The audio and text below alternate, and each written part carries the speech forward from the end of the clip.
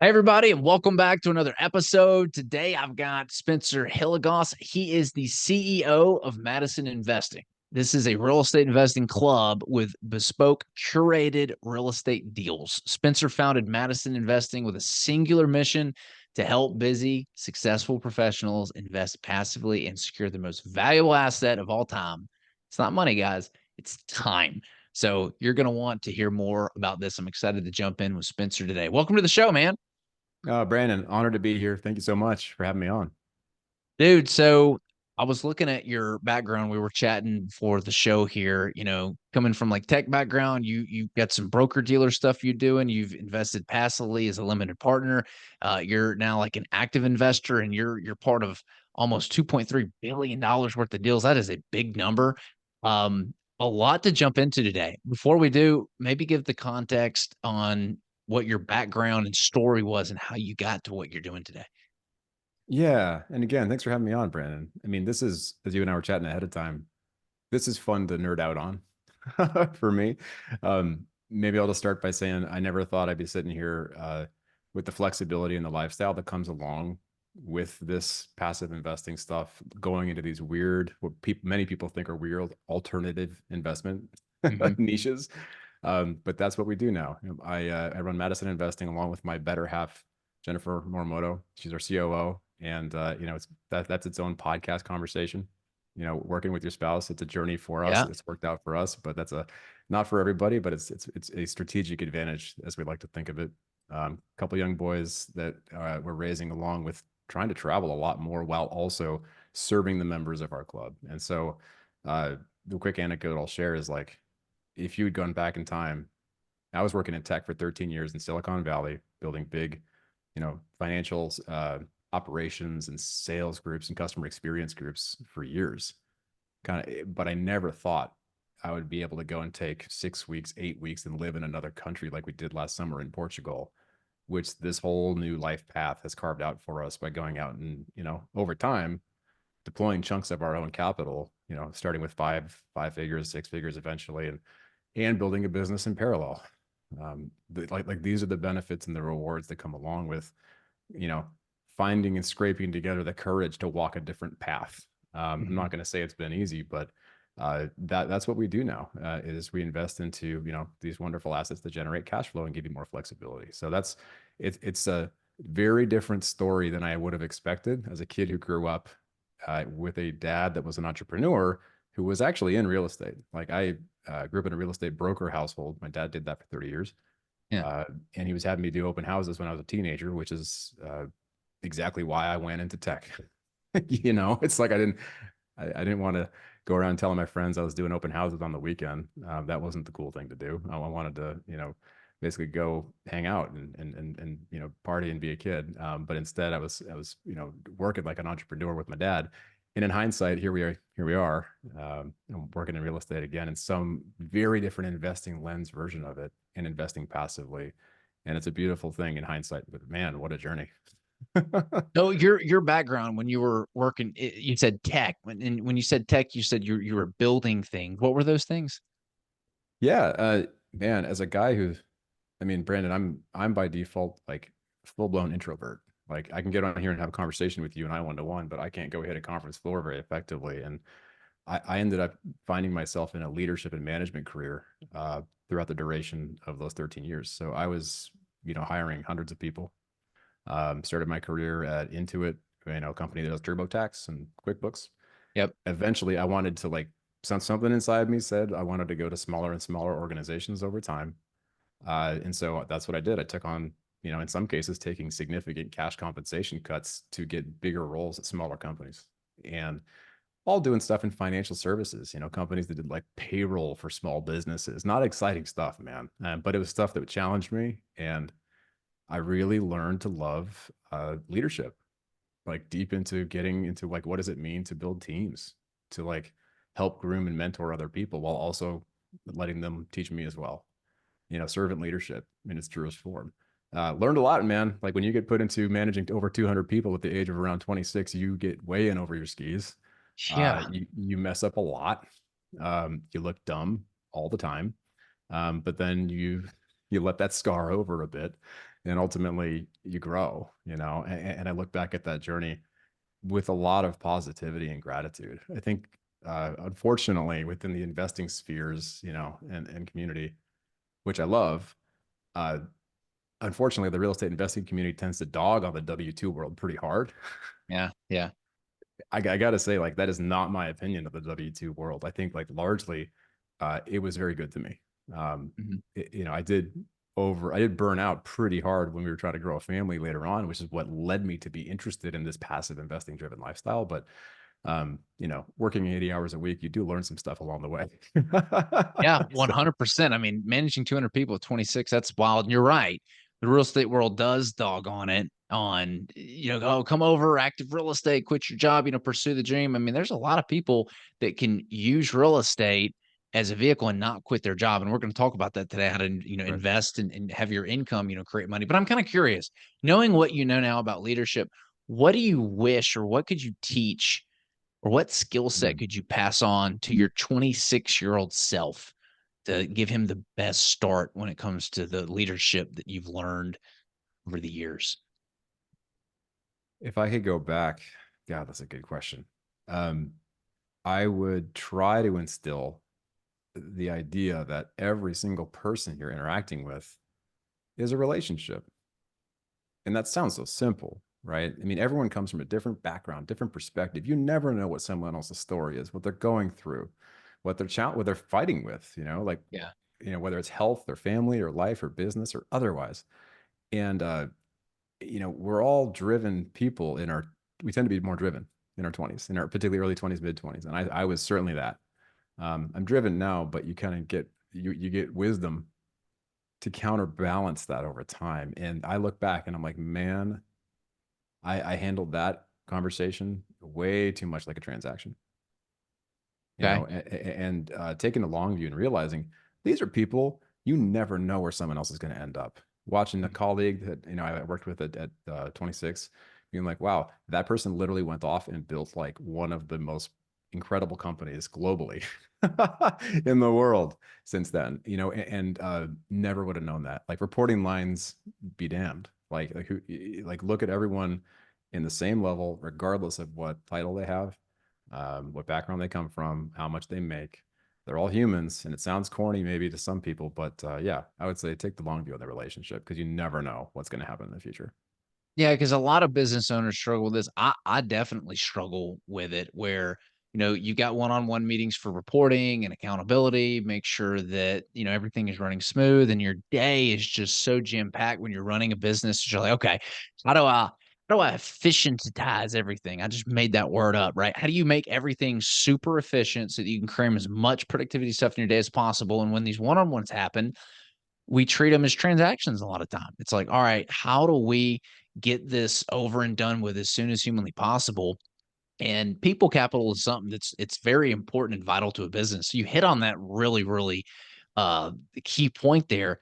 Like how are you doing that? How are you implementing that in your day to day when you were managing 200 people? I mean, that's a lot. Like, was it like being like a full blown like therapist almost sometimes, or like how were you able to manage that? Oh man, well, you know, it all is at that scale. You're leading through other leaders, you know, and I'm saying that now in hindsight, knowing better what that actually means. At the time, I thought that I knew what that meant from a book. Yeah. And a couple great mentors that give me the chance to just jump into that seat, you know, and be challenged by that. But in hindsight, I think it really comes down to the questions that you ask and coming up with those litmus tests, like those trying to come up with the right corporate buzzword in hindsight, making sure you really zero in on what matters. You know, the business performance, yeah, you got to understand how that's going, but also it comes down to roles, responsibilities, the basics of like how you structure the organization, making sure that all those things are in place and just cutting out as much noise as you possibly can. Because in the end, the people within the organization, the relationships that you build are the Right. lifeblood of that company. And so you can't just push and drive and say, hey, go do. You need to empower, as corny Mhm. as that sounds. And so, like, really sitting down and like getting a dialogue going, it's not directive, it's about a dialogue between you and the people and making sure that has most basic sense, man. do they understand the expectation? And if they don't understand the expectation, truly sitting down and saying, let's make sure that we both define that together, and carve out all the resources and support that I can provide and that we can provide to help you get there. And that means for a frontline leader of people, middle management, all the way up, and I in no way claim to have the answers on this. I just happen to be fortunate enough to get enough books handed to me, and Yeah. enough kick-ass mentors who challenged the heck out of me. Even when I remember one specific day, without going too far into it, Brandon, like one of the most meaningful mentors I ever worked with in the corporate world. Has nothing to do with the real estate investing stuff. We had a wonderfully effective, huge milestone hit. Whole team celebrating. I was celebrating. It was the end of the day. And he pulled me aside after everyone had left, after hours, brought me into an office, and said, well, how do you think that you're doing? And there was a couple things. I was over celebrating on the business results, not noticing there was a couple things and couple gaps about people that were left behind that were not necessarily celebrating because they didn't feel like they were part of it. What were those gaps? I mean, individual performers who felt like they were not heard along the way. Okay. Team members who were not feeling like the fabric of the team. These are Like they're things that, feeling left out. yeah, well, they're feeling left out, but also it was because of my responsibility. Like it was me not taking the time with them as managers and leaders and some of the members of those teams. And we don't have time to go super deep into it, so I can't cover every case, but I would say that he grabbed me in a moment of like what I thought was a highlight. And man, he tore into me on it. And he brought me in real close, and and basically said, don't ever try to change the subject on me again, man. I asked you, why do you think the team is doing well? Because I don't see it that way, and it's those. I come up with like dozens of moments like that over my career, but like that was the first time that ever happened in that way in a business context. And I think that it's a shame that more people don't get it. I don't think people need to go get, a hard talking to. I needed that though at that moment. And I Yeah. think that it's particularly when you're at the high moments that it's great to have that kind of mentor there in your corner. Everybody gets that moment. I was in a Panera with my boss in medical device sales when he sat me down, and I thought I was doing great. And he's like, yeah, one of the accounts made a comment about you. It's like, what? What did they say? They're like, having conversations with Brandon is intense. I'm like, what? Who said that? And so, yeah, it's important to know that when you think you're doing a good job versus actuals, you can kind of be blindsided because it's not just about making money, right? It's That's about right. taking care of people and performing for the long term, not just using people for the short term to get what you want. I Absolutely. love that. So well said, man. Yeah. So that's your kind of your career. Got to experience a lot of leadership at a young age, 26. When did you make the pivot into real estate? I know that there was a little ramp up period. You started investing your own money as like a limited partner first before taking an active role. Is that right? Tell if so, if I'm wrong here, let me know. Yeah. Yeah. No, you're right. So, flash forward, this is coming up in around 2016. Uh, so at that stage, I had been at this is my fifth tech company, right? And I was I was fortunate enough, ironically, it was that same mentor. He nudged me to kind of go take a role in a company that was real estate tech. It was really a lender, and it was the biggest fix and flip lender at the country at the time for single family homes, formerly known as Lending Home, Kiabi. Shout out to those guys. Not paid to say it.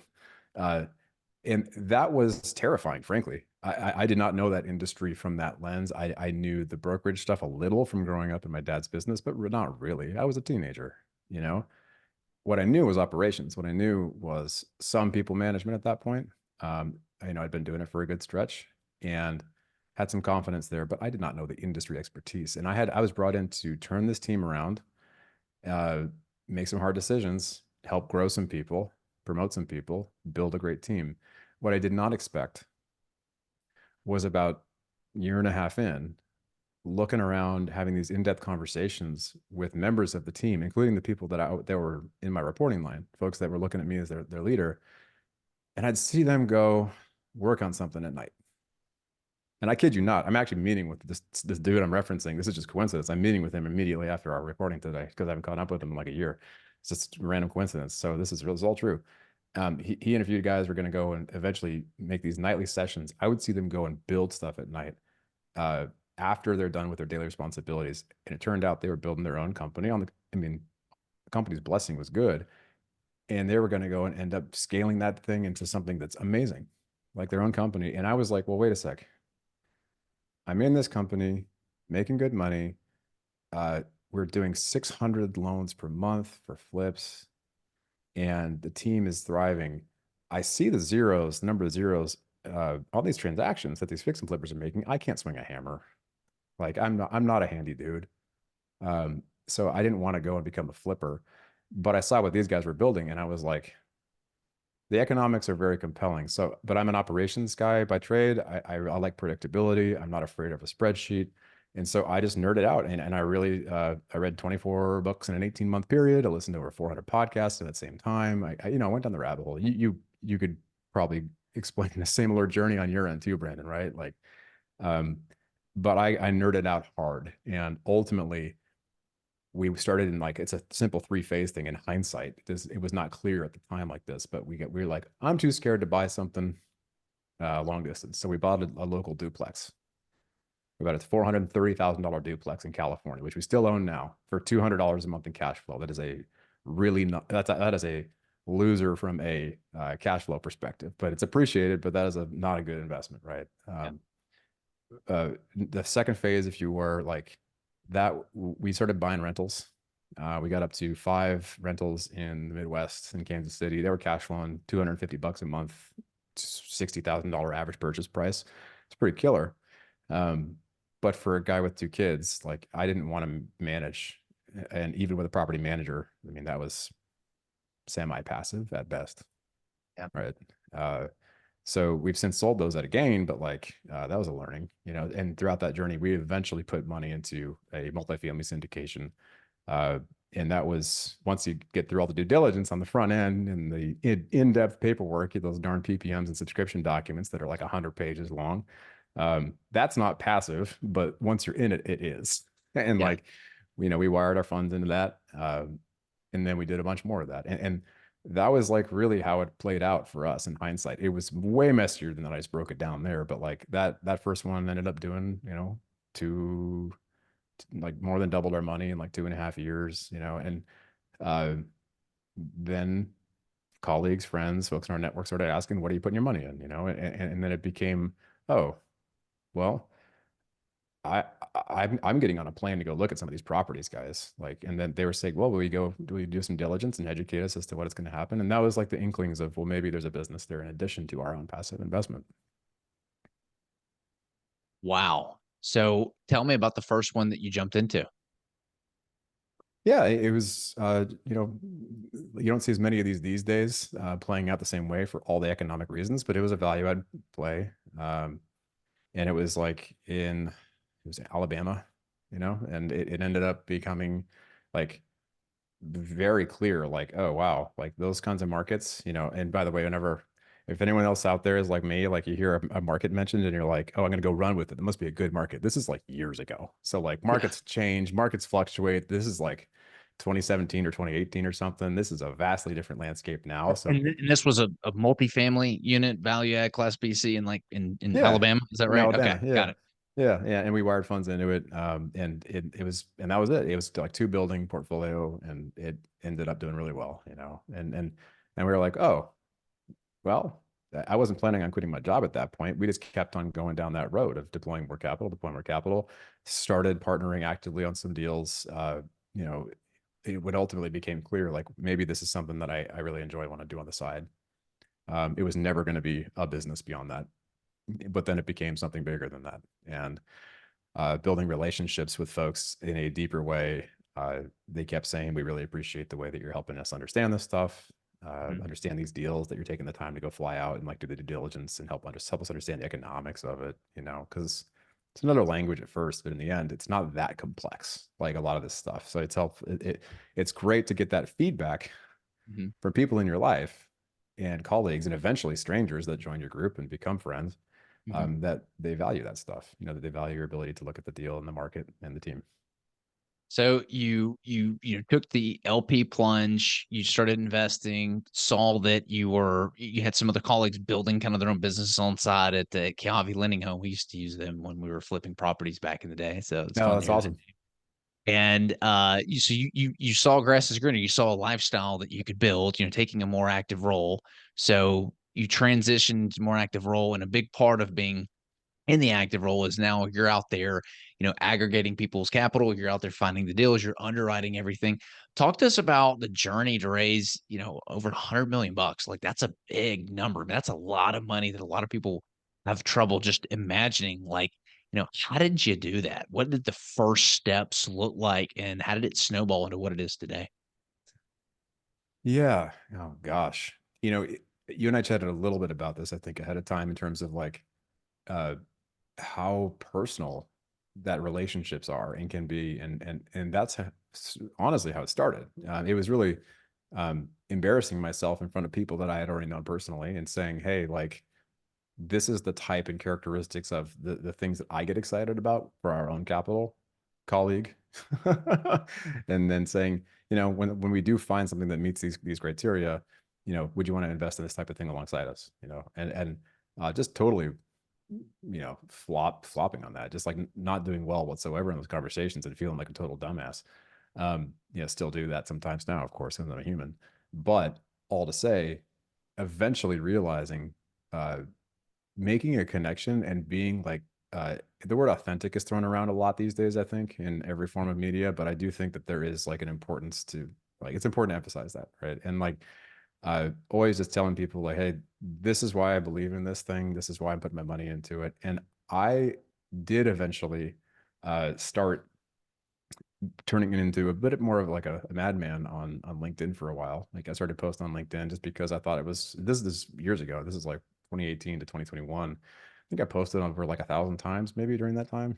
Um, like I was posting daily, like a labor of love. And that wasn't really how it happened. But what happened remarkably after that was like you just start hearing more people were starting to reach out and say, like, hey, that's really cool. That's cool. You're working on this stuff. And I really appreciate the insight that you're sharing there. And so, that was a piece of it, but it really came down to referrals and people just being happy with what they've already put their money in, uh, and trying to make prudent decisions, not jumping into everything that we see. Mhm.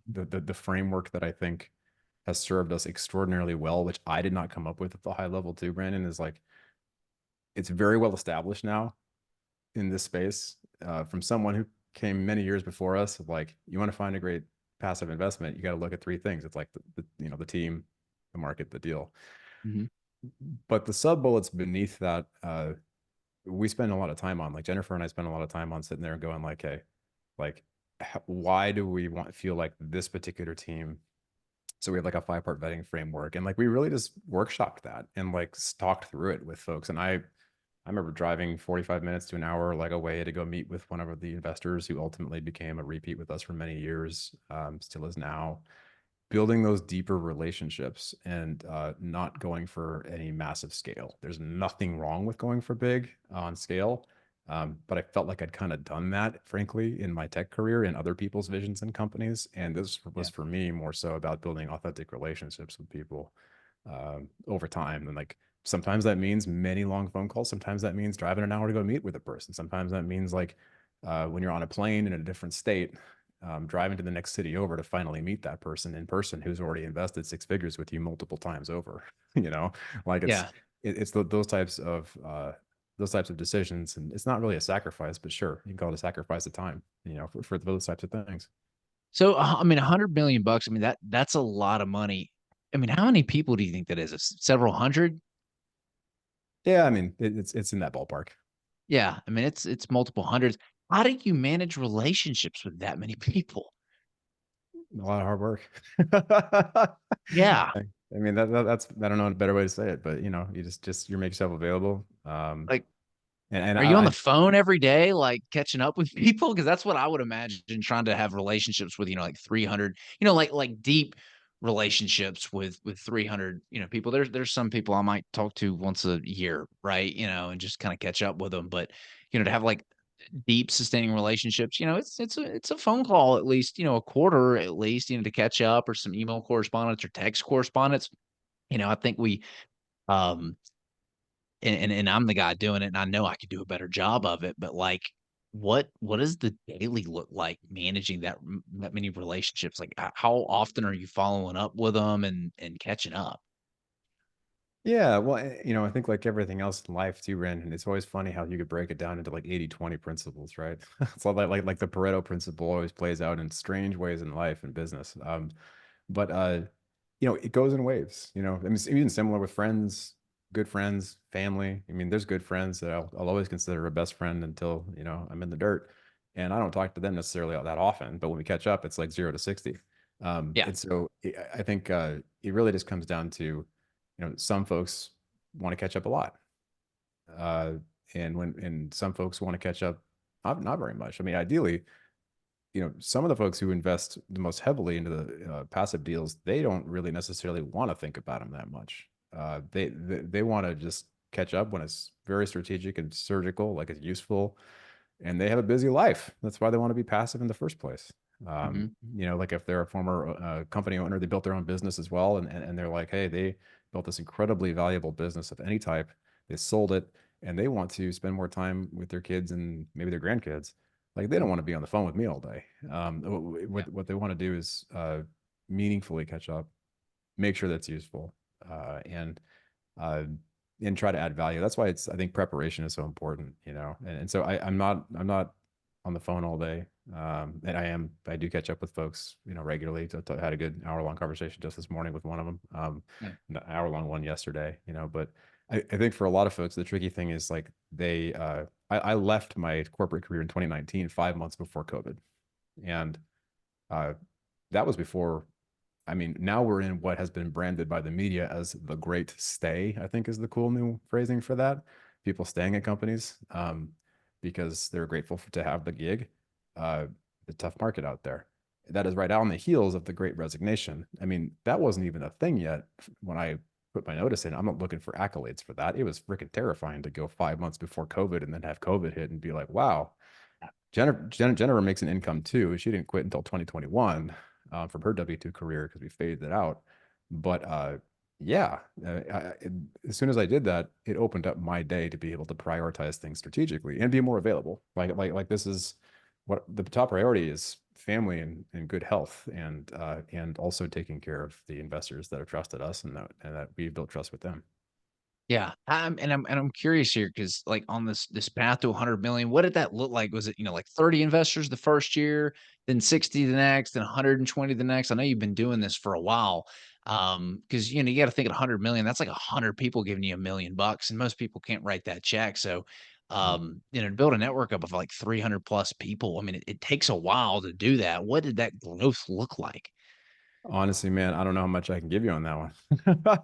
Like I used to be deep into the spreadsheets and Yeah. making all kinds of like quarterly business review presentations of different companies along the way, but I haven't necessarily run that exercise here for that reason. Like it might sound like it's less professional to some folks who are trying to do big scale operations, but yeah, we haven't I don't know if I've necessarily run it from that perspective.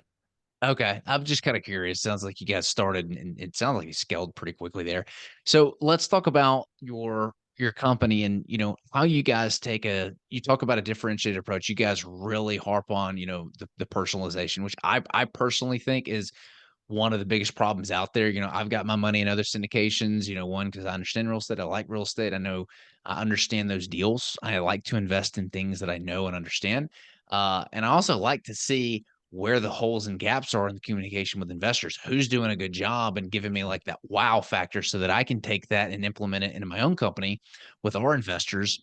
And I've noticed the biggest gap is the communication and the Mm, personalizations. No one's really interested in building a relationship with me. No one the communication is just it's all email, even when stuff that goes wrong, like there's no like increase in communication and mm. there's no like personal video that kind of gets sent out walking through. It's just like here's an email, we might have a capital call, or we might have to, do a pref equity class of shares to, prevent this deal from going sour. So, besides that, is there anything else that you guys do to differentiate your business to win investors over? And I'm not necessarily trying to reframe the question, but I will say that like I really look at it first as like we are LPs, right? And I think the position is authentic in the sense that like we've been putting our money in with the sponsors that we work with first as LPs, and that's been the mantra all along. Mhm. Um, the reason why LP is LP is because it's limited partner, right? And so that's why I look at it like I'm not even trying to go get investors. That's never been the intent. The intent is to go out and to the best of our ability, provide education and resources for folks to go and achieve what they want to achieve. And if we don't understand what they want to achieve, then we haven't earned the right to have that conversation with them anyways yet, and so that Yeah. um, ultimately coming back to the question of the same one that helps me every single time I'm looking at a deal and it's like evaluating it with my own money is like, what's the goal for the money? Asking myself that. And I bring that up here for this question too, Brandon, because uh, I think it is so distracting and confusing for all of us as investors with the sheer volume of like even now in 2024, like the beautiful looking investment summaries, the pro formas with all these financial assumptions plugged in, and you can stack deal A, deal B, deal C, deal D, like all the way down the line and say, well, gee, they all look kind of good, and but in the end, what does good mean? It only means good if the person understands what they're solving for. And I think it's that altitude of conversation and being authentic and like getting to know truly like the circumstances that someone is solving for. Like, are they, a software engineer who wants to go and actually, they don't hate their job, but they're making 300 plus $1,000 a year. And they want to maybe get an off ramp for themselves in the next like 8 years as their first kid continues to grow and they're planning to have a second. Like that's the level of conversation that ideally we can get into that I personally get into. Like I onboard every person myself. It's always been the case. Um, and it's on a no obligation basis. And like, sometimes people join and they'll never, we'll never chat again. That's fine. Yeah. but also at the same time, not necessarily, I'm not here to chase people down. It's like, hey, we're putting our money in stuff that we believe in, and it's that money talks on that front.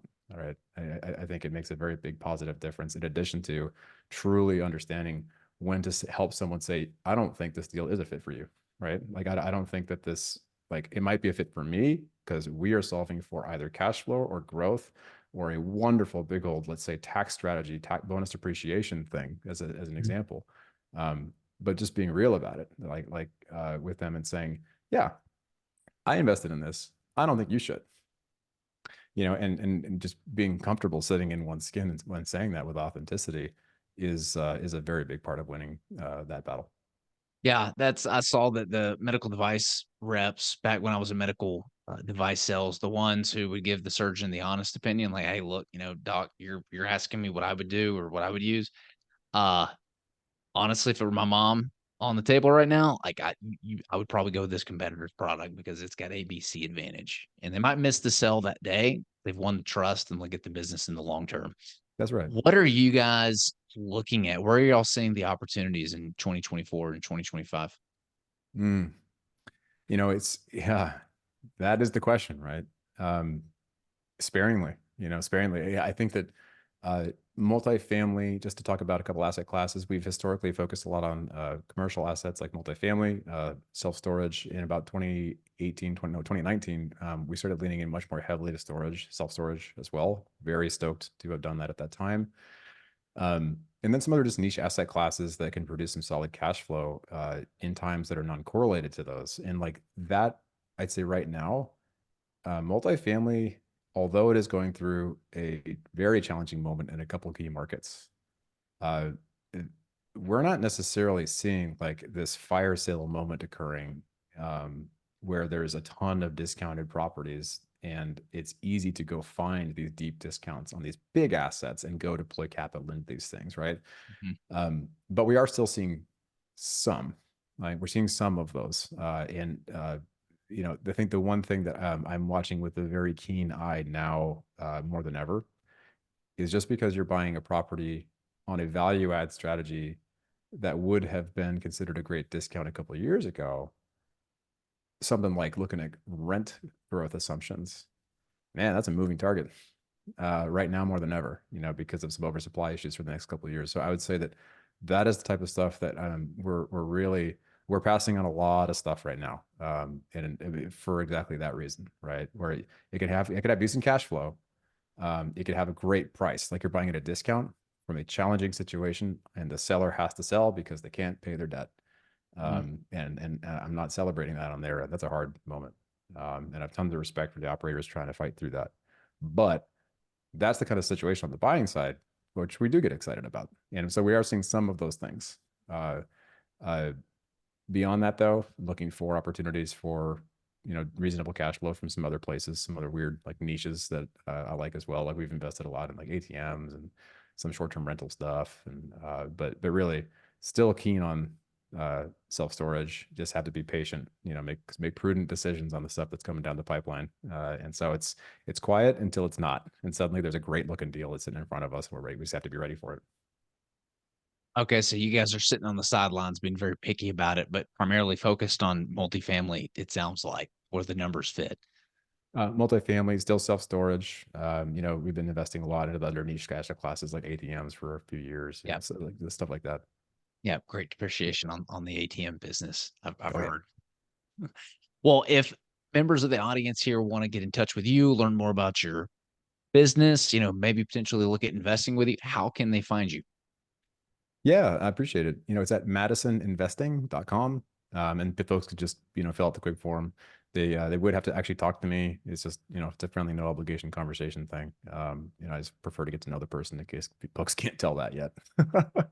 Yeah, no kidding. Cool. Well, wow, we'll definitely put that down here in the show notes.